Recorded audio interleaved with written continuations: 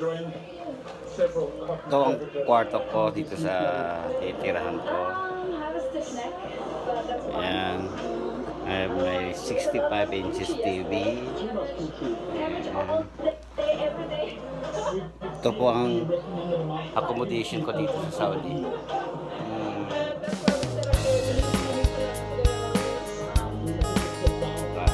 Maganda. Ito ang hotel. Diyan ang nagluluto.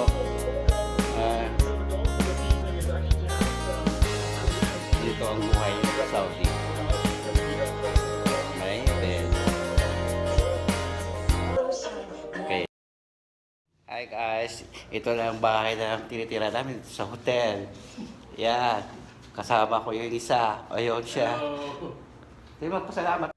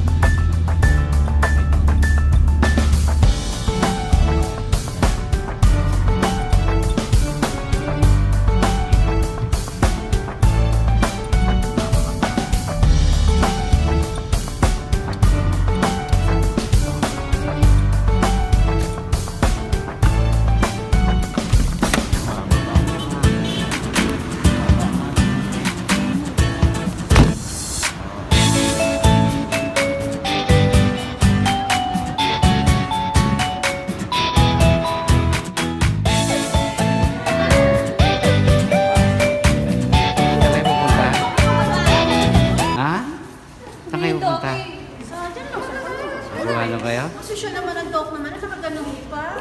Oo. Sino ba yan? Mamamasyal kami. Namamasyal kayo?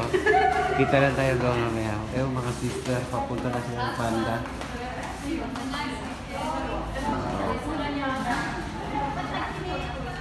Ayan.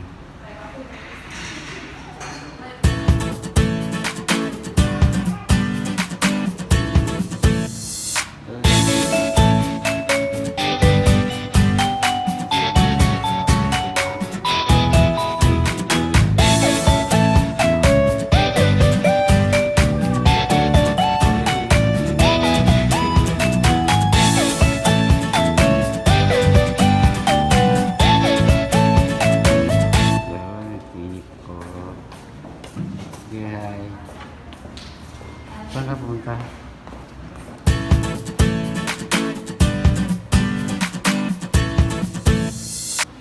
Ito, ang clinic. Papasok dyan.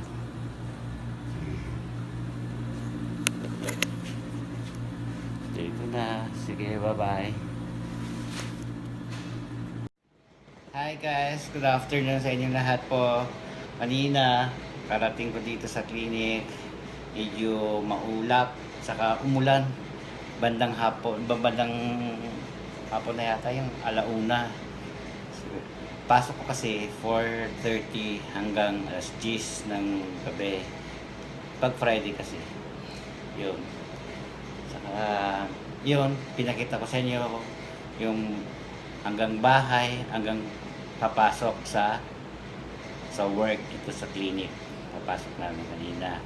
Yun, dinaanan natin yung malaking hotel doon na bago sa Captive Grand Hotel. Yun ang bagong dito sa Bisha. Bagong hotel. Nag-open siya nung ngayon, this week lang nag-open yun. Kaso lang, wala pang mga staff. Pero nag-hire sila dyan sa atin sa Pilipinas na mga hotel staff. Saka mga barista, waiters, room boy. Ang ina-hire nila ay mga Pilipino. At parang gusto nila mag-hire din ng mga waitress din ng babae. Kasi para sa function ng mga babae, para magsiserve, babae din na magsiserve. Gano'n na nila. Kausap ko kasi si Gilbert, yung isa sa doon, staff ng management yata yun, na nakilala ko diyan sa may Grand Hotel, Captive Grand Hotel, kasi yun ang sinasabi niya. Sabi niya kung may kilala daw ako na gusto mag-apply, pumunta lang doon sa agency nila. Nakalimutan ko basta ang agency nila. Tatanong ko ulit sa kanya kung saan ang agency nila dyan sa Pilipinas. Hindi ko kasi sila tinanong kung anong agency kasi hindi ko naman yun eh.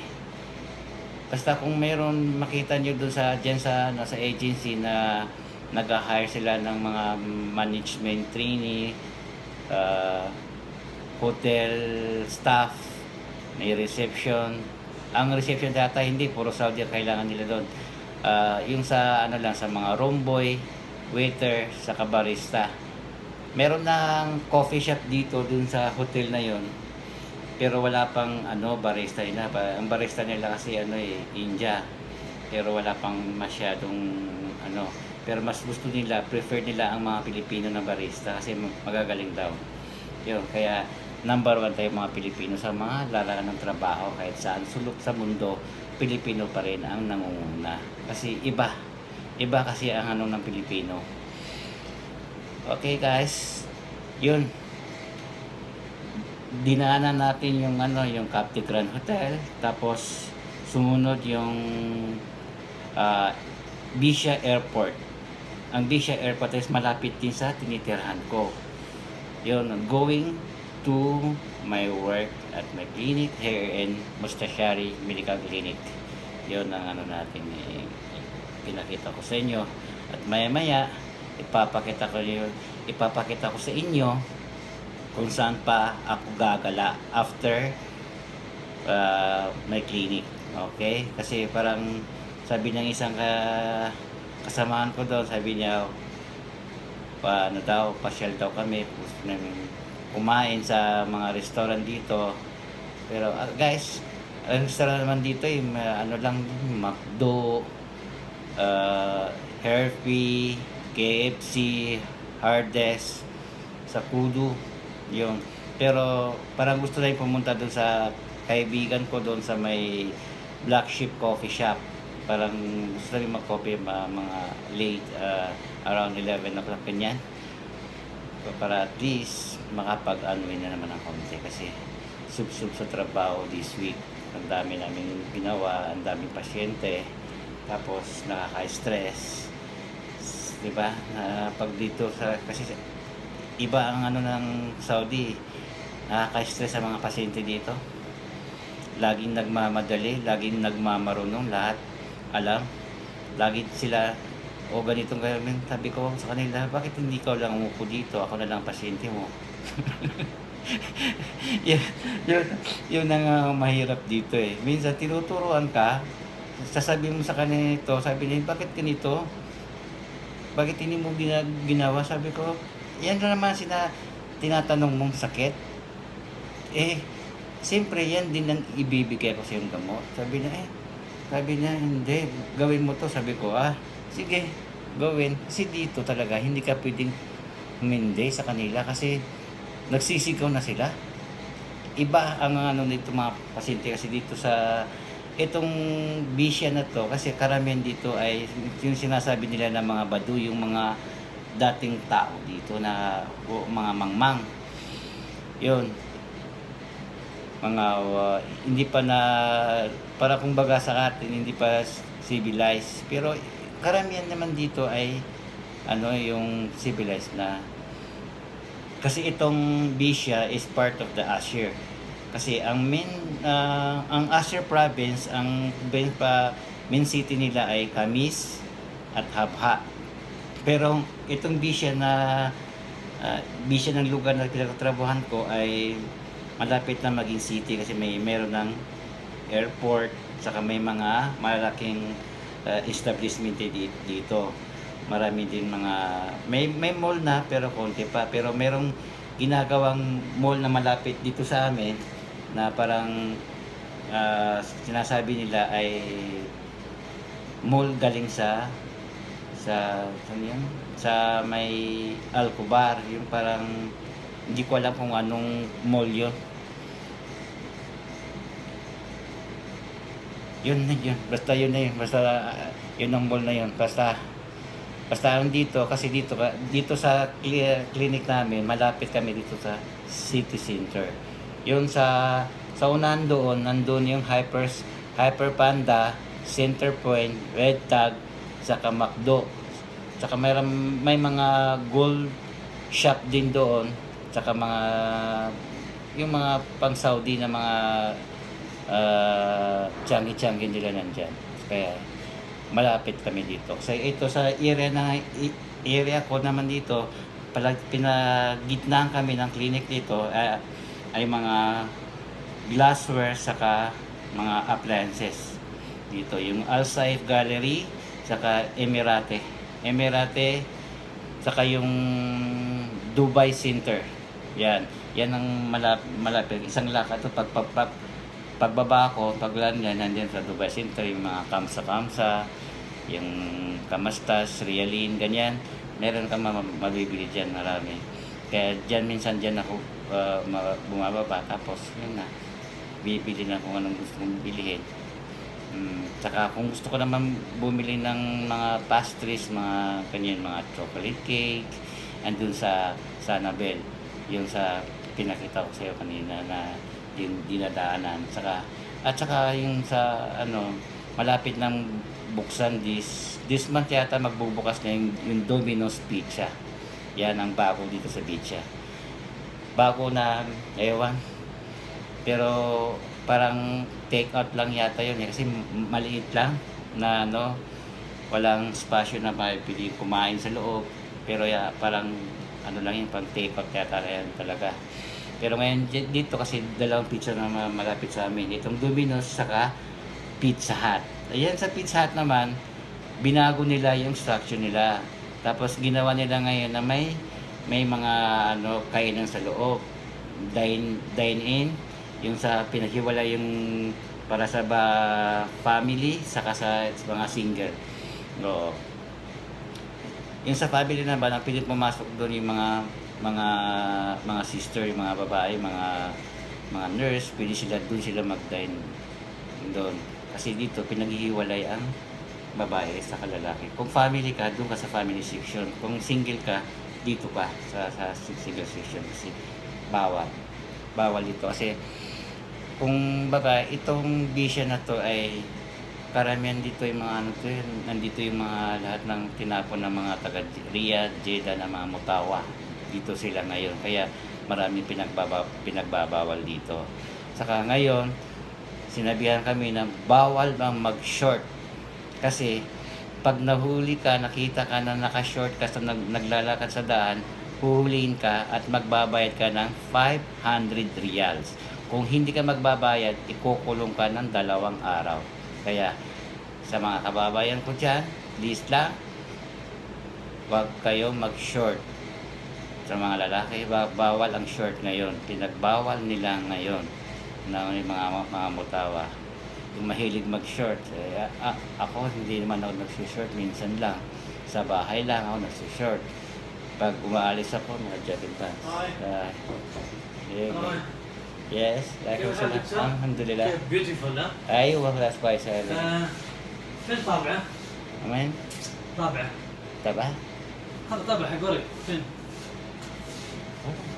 هذا ورق كيف يطبع انت؟ سيم ما ادري شوف هذا الثاني ايه؟ نو هذا طاب كمبيوتر فين؟ كمبيوتر؟ هذا بس اوكي بس ثانك يو Colas, okay. Ini-inspection, tinitingnan nila kung anong mga ano dito, saan daw yung mga, kasi ito, binago nila naman yung mga clinic. Every 6 months binabago. Mayaman kasi may-ari dito eh. Kilala dito sa Bisya, yung mga Algamdi na sila. Pero mas swerte din kasi dito ako napunta, mabait din sila.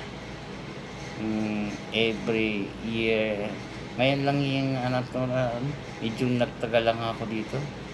Dati, every 2 years, nagbabakasyon ako. Ngayon, dire-diretso na yung ko kasi gusto ko nang after yung 3 or 4 years, gusto ko nang for good na sa Pinas. Nakakapagod na ang trabaho dito. Yung tipong gusto mong lumaban sa mga